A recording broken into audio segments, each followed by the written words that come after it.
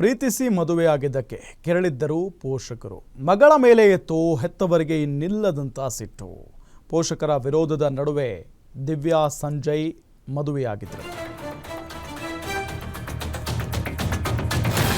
ಮಗಳು ಪ್ರೀತಿಸಿ ಮತ್ತೊಬ್ಬ ಯುವಕನ ಜೊತೆಗೆ ಮದುವೆಯಾಗಿದ್ಲು. ಹಾಗಾಗಿ ಮಗಳ ಮೇಲೆ ಸಿಕ್ಕಾಪಟ್ಟೆ ಹೆತ್ತವರಿಗೆ ಸಿಟ್ಟಿತ್ತು. ಪೋಷಕರ ವಿರೋಧದ ನಡುವೆ ದಿವ್ಯಾ ಮತ್ತು ಸಂಜಯ್ ಮದುವೆಯಾಗಿರ್ತಾರೆ. ಮದುವೆಯಾಗಿ ಮರ್ಯಾದೆ ತೆಗೆದ್ಲು ಅಂತ ಹೇಳಿ ಹೆತ್ತವರು ಬಹಳ ಸಿಟ್ಟಿನಲ್ಲಿದ್ರು. ಪ್ರೀತಿಸಿ ಮದುವೆಯಾಗಿದ್ದಕ್ಕೆ ಮರ್ಯಾದೆ ಹತ್ಯೆಗೆ ಪ್ರಯತ್ನ ನಡೆದಿದೆ ನೋಡಿ. ಪ್ರೀತಿಸಿ ಮದುವೆಯಾಗಿದ್ದ ನವ ಜೋಡಿ ಮೇಲೆ ಅಟ್ಯಾಕ್ ಮಾಡಲಾಗಿದೆ. ಹುಡುಗಿ ಮನೆಯವರಿಂದ ಹುಡುಗನ ಕೊಲೆಗೆ ಪ್ರಯತ್ನ ನಡೆದಿದೆ. ಆನೇಕಲ್ ತಾಲೂಕಿನ ಗುಡ್ಡಹಟ್ಟಿಹಳ್ಳಿ ನಡೆದಿರುವಂತ ಘಟನೆ ಇದು. ಮದುವೆಯಾಗಿ ಗಂಡನ ಮನೆಯಲ್ಲಿದ್ರು ಯುವತಿ. ತಂದೆಗೆ ಹಾರ್ಟ್ ಅಟ್ಯಾಕ್ ಆಗಿದೆ ಅಂತ ಕರೆದುಕೊಂಡು ಹೋಗೋದಕ್ಕೆ ದಿವ್ಯಾ ಅವರ ತಾಯಿ ಬಂದಿದ್ರಂತೆ. ಆದರೆ ಕಾರಲ್ಲಿ ಬರಲ್ಲ, ನಾನು ಬೈಕ್ನಲ್ಲಿ ಬರ್ತೀನಿ ಗಂಡನ ಜೊತೆಗೆ ಅಂತ ಹೇಳ್ತಾಳೆ ದಿವ್ಯಾ.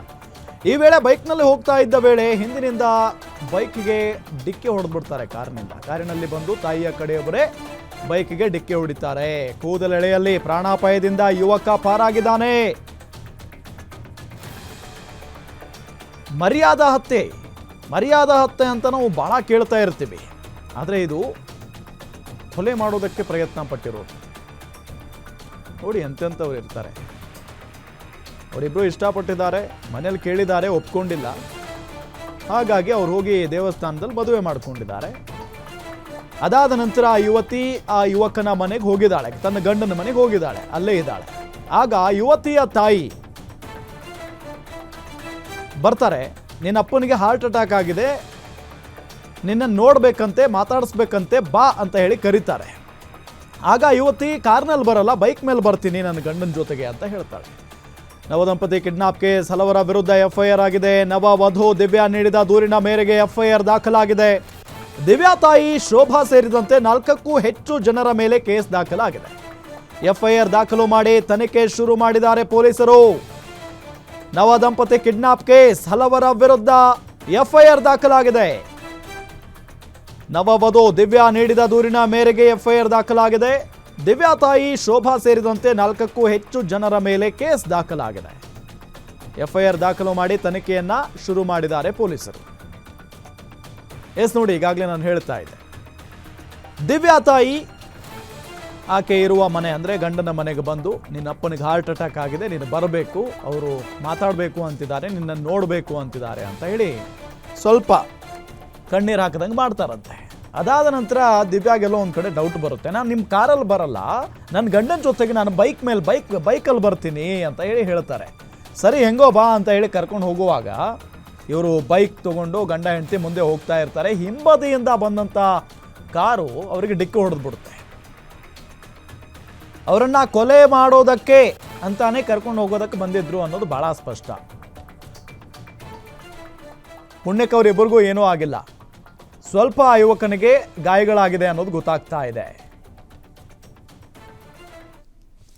ಆಮೇಲೆ ನಾವು ಬೇಗ ಹೋಗ್ಬಿಟ್ರಿ.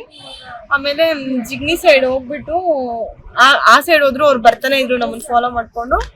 ಆಮೇಲೆ ಮತ್ತೆ NH ಹತ್ರ ಯೂ ಟರ್ನ್ ತಗೊಂಡ್ ಬಂದಾಗ ಕಾರಿಂದ ಗುದ್ಬಿಟ್ರು, ನಾವು 3 ಬಿದ್ದೋಗ್ಬಿಟ್ರಿ.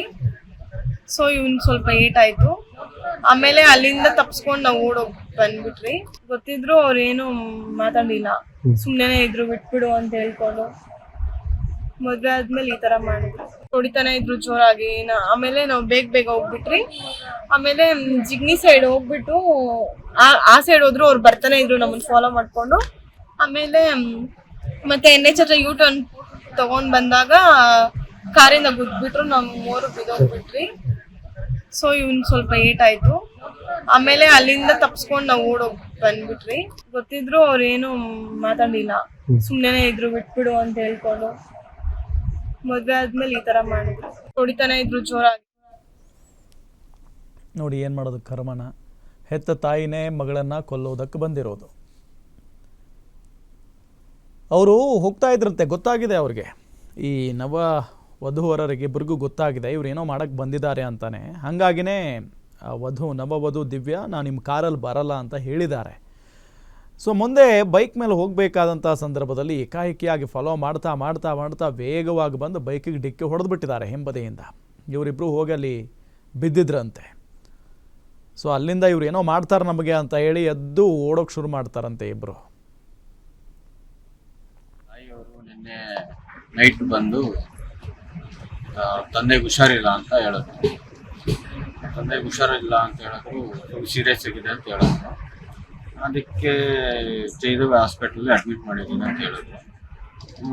ಆಮೇಲೆ ಅವರು ಕಾರಲ್ಲಿ ಕರಿತಾ ಇದ್ರು, ನಾನು ಬರಲ್ಲ, ನಾನು ಬೈಕಲ್ಲಿ ಬರ್ತೀನಿ ಅಂತ ಹೇಳಿದ್ರು. ಬೈಕಲ್ಲಿ ಹೋಗ್ತಾ ಇದ್ರಿ, ಅವರು ಕಾರು ಮುಂದೆನೆ ಬರ್ತಾ ಇದ್ರು, ನಾವು ಬೈಕಲ್ಲಿ ಮುಂದೆ ಹೋಗ್ತಾ ಇದ್ರಿ. ಆಮೇಲೆ ಹಾಸ್ಪಿಟ್ಲ್ ಕಡೆ ಹೋಗೋಣ ಅಂತ ಹೋಗ್ತಾ ಇದ್ರು, ಮೈನ್ ರೋಡಲ್ಲಿ ಹೋಗ್ತಾ ಇದ್ರು.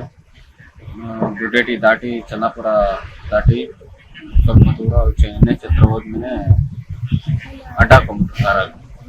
ಅಲ್ಲಿಂದ ತಪ್ಸ್ಕೊಂಡು ಬಂದ್ಬಿಟ್ರೆ ತಿರ್ಗಾ ಅವ್ರು ಚೇಂಜ್ ಮಾಡ್ಕೊಬಂದ್ರು. ಆಮೇಲೆ ತಿರ್ಗಾ ಅಲ್ಲಿ ಸರ್ವಿಸ್ ರೋಡ್ಗೆ ಎತ್ಕೊಂಡು ಸರ್ವಿಸ್ ರೋಡಿಂದ ಚೆನ್ನಾಪುರ ರೋಡ್ ಬಂದ್ರು. ಸರ್ವಿಸ್ ರೋಡಲ್ಲಿ ಆಮೇಲೆ ಅಲ್ಲಿ ಬರ್ತಾ ಇದ್ದಾಗ ಗಾಡೀಲಿ ಗುದ್ದಿ ಬಿದ್ದೋದ್ರಿ. 3 ಇತ್ತು, ನಾನು ನಮ್ಮ ತಂಗಿ ಬಿದ್ದೋದ್ರಿ. ಬಿದ್ದಾದ್ಮೇಲೆ ಎದ್ದು ಓಡೋಗ್ಬಿಟ್ರಿ. ಇಟ್ಕೊಳ್ರಿ ಅವ್ರಿಗೇನು ಇಟ್ಕೊಳ್ರಿ ಅಂತ ಮಾಡ್ತಾ ಇದ್ರು. ಇವ್ರ ತಾಯಿಯವರು ನಿನ್ನೆ ನೈಟ್ ಬಂದು